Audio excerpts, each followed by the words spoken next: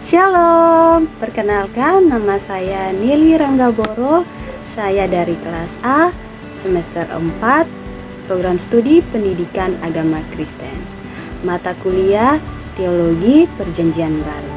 Di sini saya akan membawakan materi tentang eklesiologi dalam Perjanjian Baru.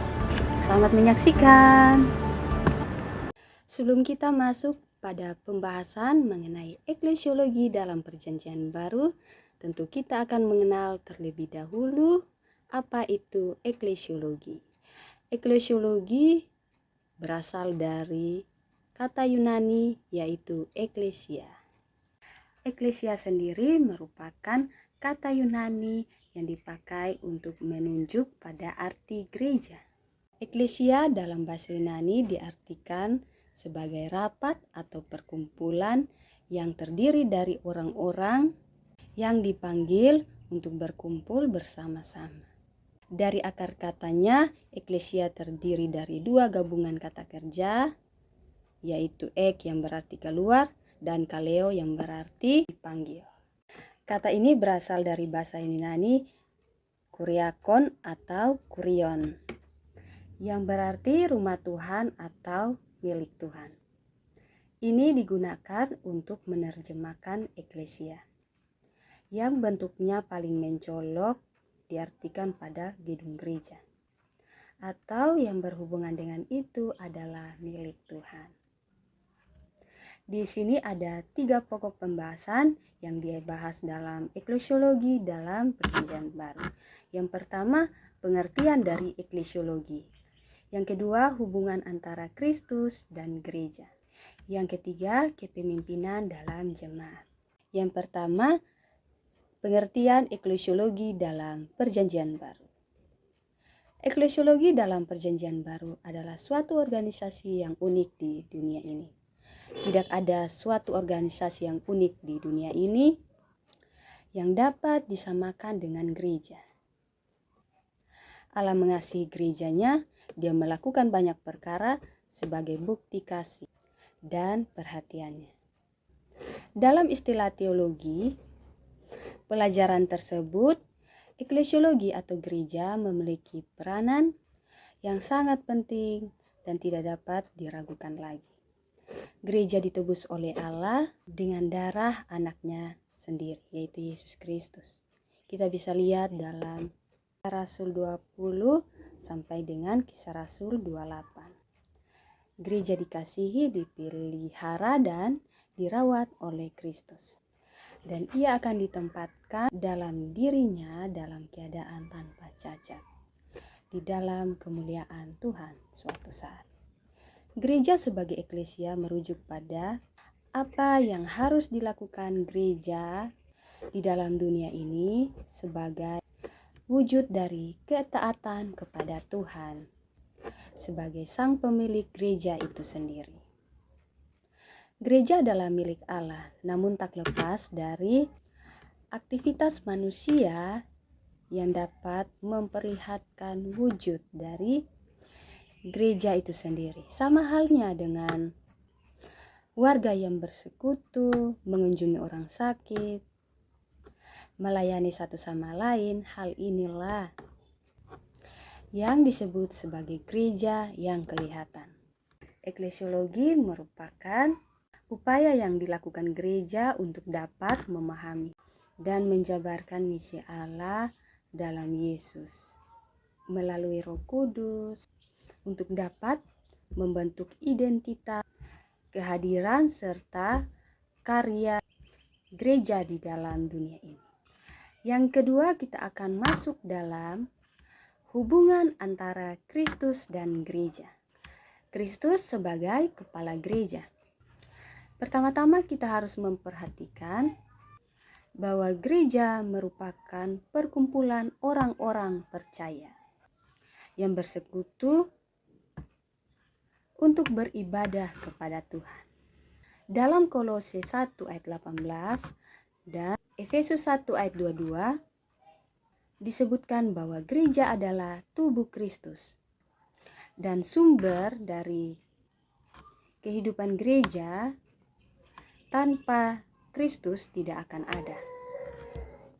Kristus adalah pendiri gereja. Dalam Matius 16 ayat 18, Yesus disebut sebagai kepala gereja.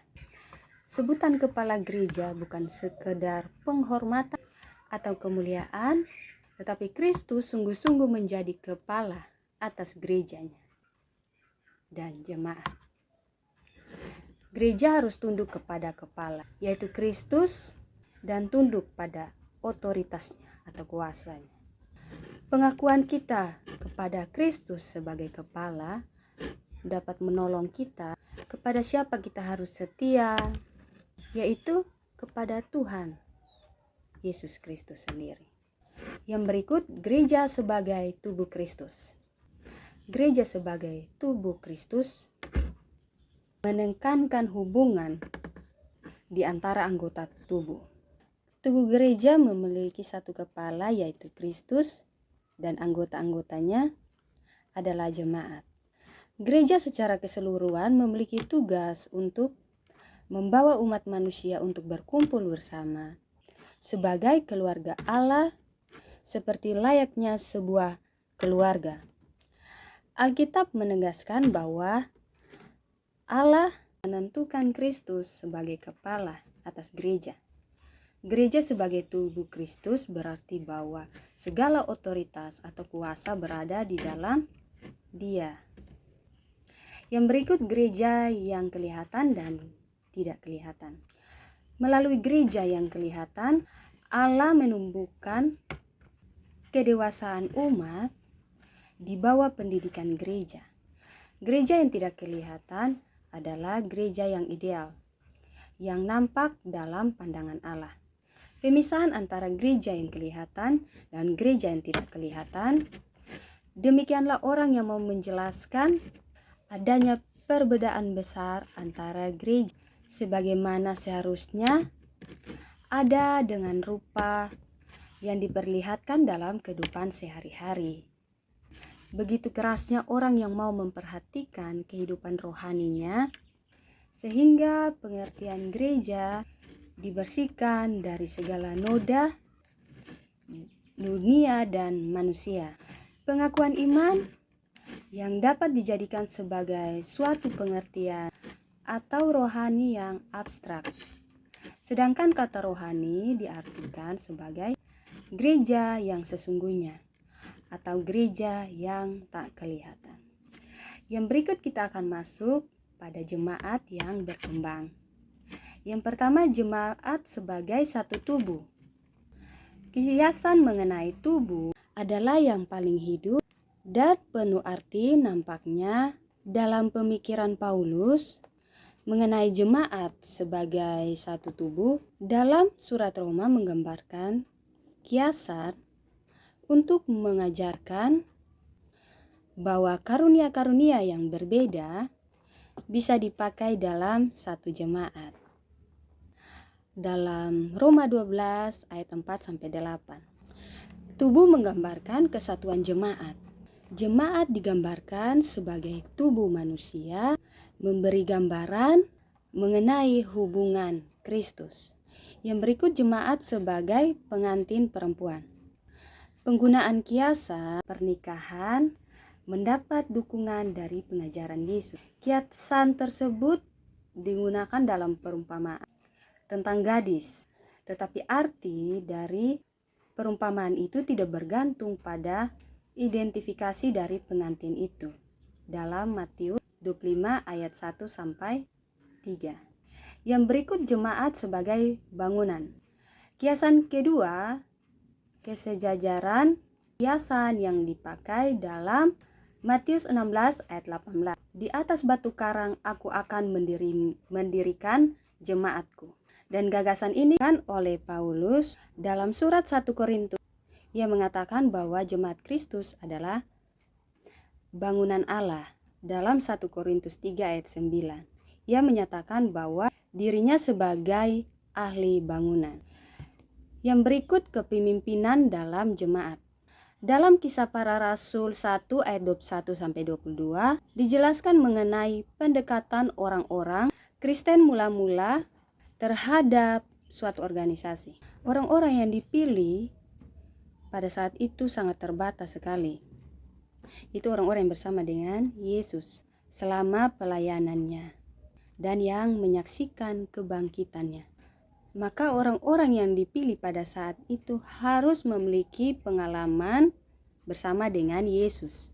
Dalam Kisah Para Rasul 6 ayat 1, 7 orang yang dipilih haruslah orang yang kenal baik dengan Yesus dan penuh roh dan hikmat, walaupun tugas mereka mudah. 2 orang yang dipilih yaitu Stefanus dan Filipus terbukti mampu dalam melakukan pelayanannya dalam masa Perjanjian Baru. Mengenai jabatan-jabatan gereja, Paulus dan Barnabas menunjuk pada penatua-penatua dalam tiap-tiap jemaat yang didirikan. Kisah Para Rasul 14 ayat 23. Di situ diberikan penjelasan mengenai penatua-penatua jemaat. Mereka lah yang diangkat sebagai pejabat-pejabat gerejawi.